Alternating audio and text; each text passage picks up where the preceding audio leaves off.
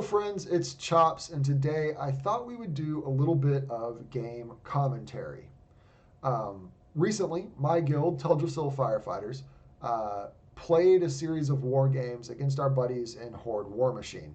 They were just super casual 7v7 war games. It's what both guilds could get at the time, and we had a nice evening in games.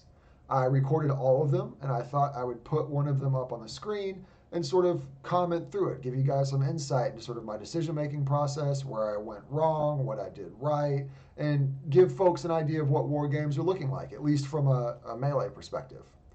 I have, like I said, all these games recorded. If you guys like these, we could do a few more. This one I chose to do first because it's a game that I don't do particularly well in. I didn't want to be like, oh, hey, here's the one game where I really went off. Everybody look at me, I'm amazing. I wanted to choose a game where I could talk about sort of like uh, what I did wrong, where I can improve, so that maybe somebody watching this might go, oh, okay, well that helps me improve a little bit. That was kind of the idea. So without further ado, we'll just jump right into it and get to chatting about this game. Okay, so the first thing we're going to want to talk about is our comps. You'll notice that Teldrassil Firefighters, always on brand, is running a full melee comp here. Melee got a little bit stronger relative to ranged in Shadowlands, but this still is not the wisest comp in the world. But that said, Death Knights and Warriors have a lot of good synergies. Rogue, despite not doing as much damage as it's used to, is still an outstanding objective class, and Survival Hunters are survival hunters. Across the map, Horde War Machine is running a little bit more of a traditional ranged build, but they've got a neat spin on it. They're running a Dot and Rot class, Dot and Rot comp. You'll see they've got the Balance Druid, the Affliction Lock, the Shadow Priest, and the Marksman Hunter. This is an extremely strong comp. They swapped their lock off of Destruction, which he was running earlier in the night, which you might think, oh no Chaos Bolts. But just the immense amount of spread pressure that comes out from an Affliction Lock, who's able to cover their dots with Unstable Affliction, really gave our healers a very, very hard time. And you'll notice they spend most of the game hurting for mana, and most of us are hurting for health. One of the initial things that I try to do when we make these clashes is to sort of establish a skirmish line and then hold that line with a liberal application of hamstrings and just being an imposing threat in the middle of the game. I'm really having a hard time doing that here. Agriculture is an absolute menace with those entangling roots, which kind of prevents me from holding that line and allows their team a lot of flexibility. Like you saw there, they were able to harass and ultimately get a kill on our flag carrier, which is not something you want to have happen. This also allowed them to send their flag carrier to our base, and he'll get the pick here in a second, as you'll see, and forces us to send our rogue into their base to get the pick and then pass it off to our flag carrier later. And you'll see that I am still getting harassed with these entangling roots. Just incredible control from agriculture there. And I'm just kind of flustered. I'm like, I don't know what to do in this situation. But eventually we get the flag, we get the pass to Andre coming up here in just a second, and we establish a little bit more of a solid line. They seek to make a really good push onto Andre here. Again, with some immense pressure just from dots and the burst out of and the control out of agriculture makes it extremely difficult for us to get to Andre in this situation. We should have turned around a little bit quicker, but we just, that's some feels bad, inexperienced war games play there. We do get the kill on agriculture here, which is huge. We buy our FC a little bit of time to get away from their team before he gets killed, which allows us to get the repick. My goal here, since I found myself in the middle of their team, was to try to split their team, hold the back half of their team back with some hamstrings, while the front half advanced a little too far. You'll notice they were a little too smart for that. They didn't let me get that off. But nevertheless, I did enough to slow the team down, which was sort of my goal. We wanted to buy some time for Andre to res, and when Andre resed, we were able to pass him the flag. which we are now kind of stuck in our graveyard. The goal here is going to be play extremely cautiously and look for opportunities. But you'll see agriculture here heading up our tunnel to try to get a stealth off and then drop on our EFC from above, which is sort of the play they're looking to make. They're playing to put themselves in a position where when he does that, Co can also open on our EFC. So we need to prevent that at all costs. Andre reads the play, though, breaks out of the graveyard and makes a move for the tunnel. Co picks him up. Real heads up play here. I kind of spaz out for a second before getting the hamstring, but we managed to keep Co from launching onto our FC, and we got the kill, which was huge.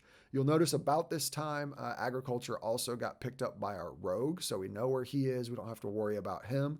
This puts us in a position to really push their team out of our graveyard and across mid, and so that's what we kind of do. We outnumber them a little bit.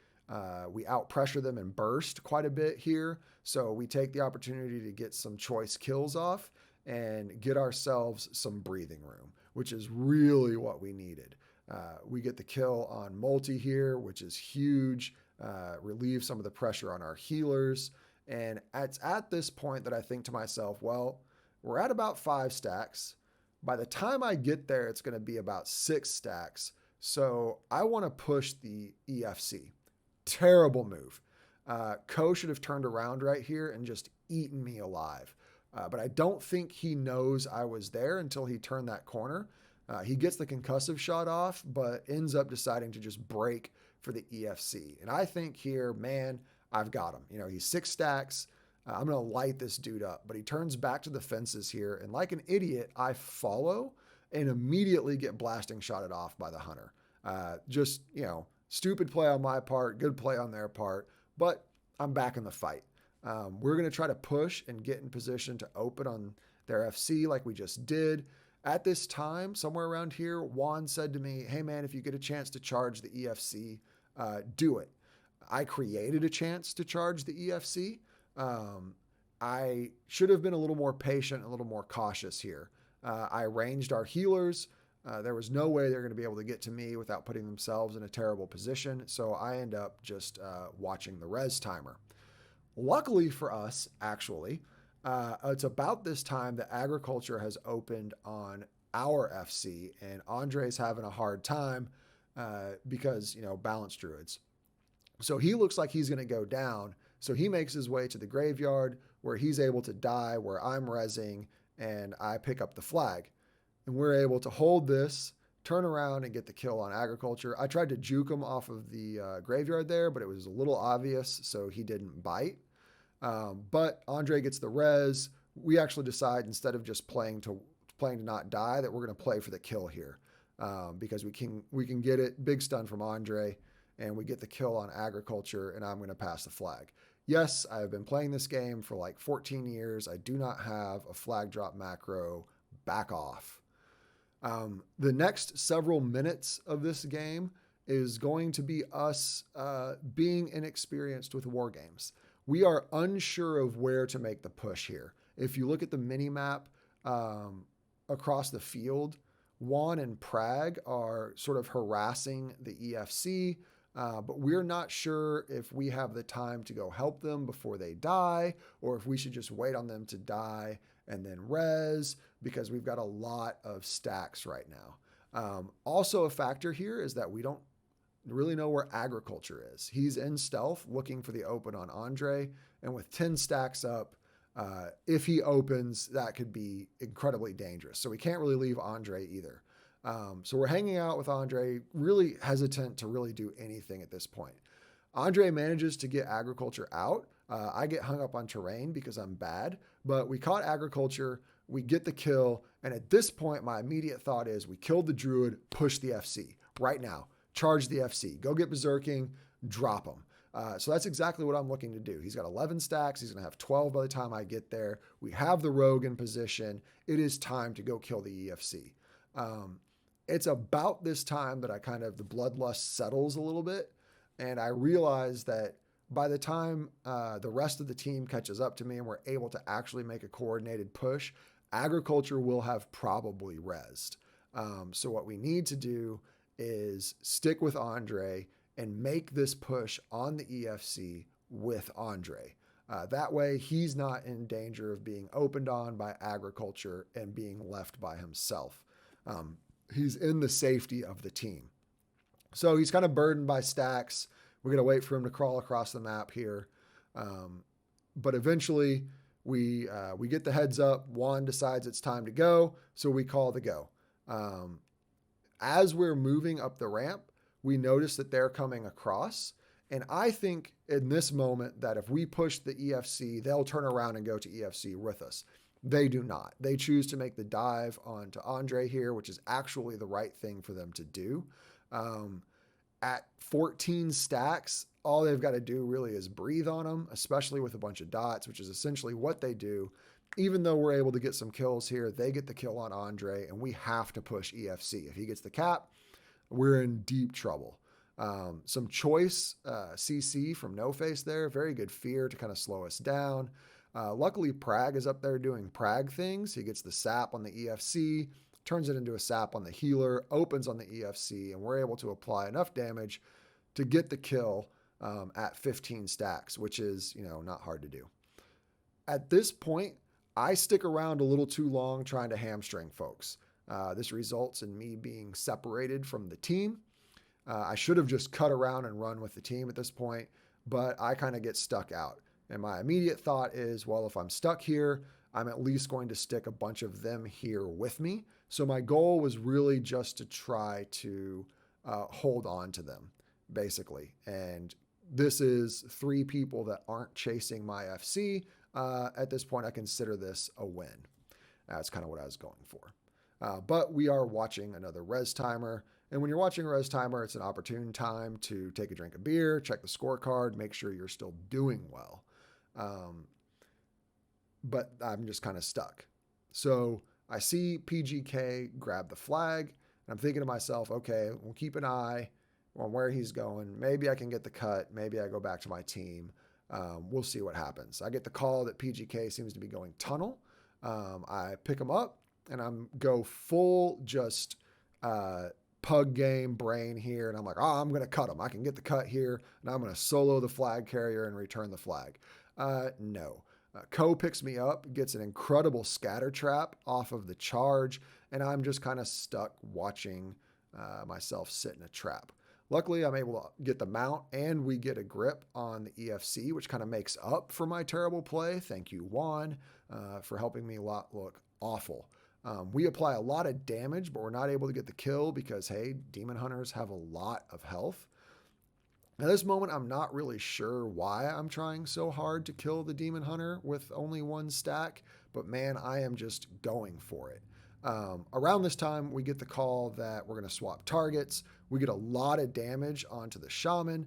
I missed that call. I was kind of tunnel visioning the Priest here, but no matter. We turn around and get the kill on the Priest shortly after also.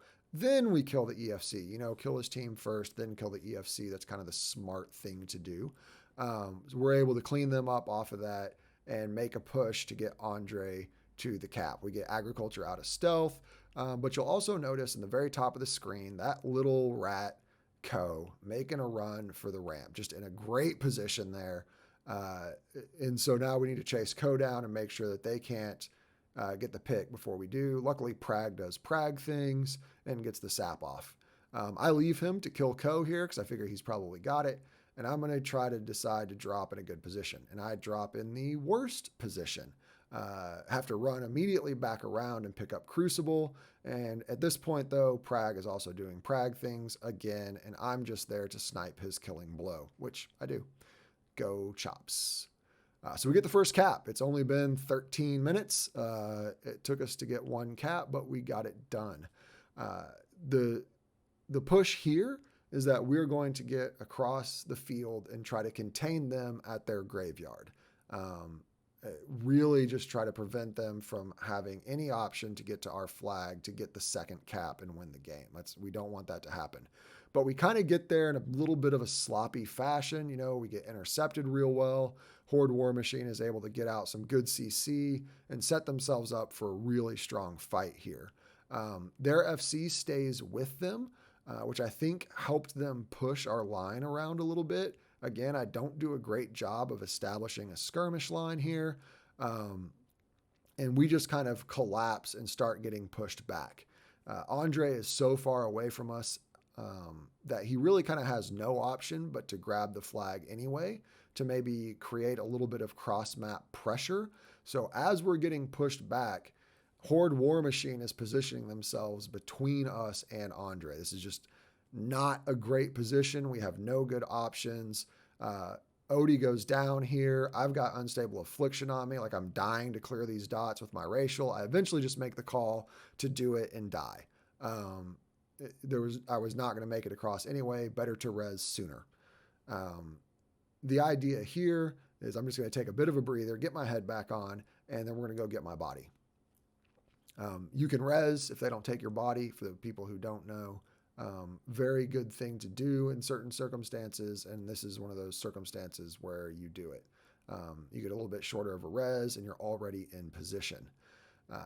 So at this point, we're again attempting to just establish a little bit of a skirmish here, put ourselves in good footing, and we engage a little bit smarter.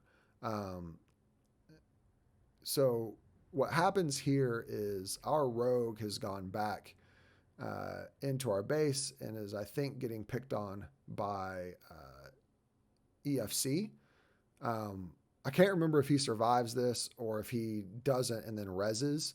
But either way, he's in our base, and our DK is going back to help him. And our goal in this position is, even though we're down a couple people, is to hold this line while the rogue and the DK kill the EFC, which you can kind of see in my battleground enemies happening currently.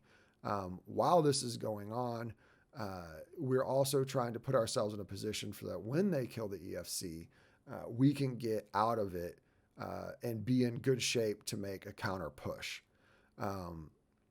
Around here, they make the call that the EFC is coming down the tunnel, which is a really good position for us because we can just shoot up the tunnel and intercept him and get the kill, which is what we're looking to do.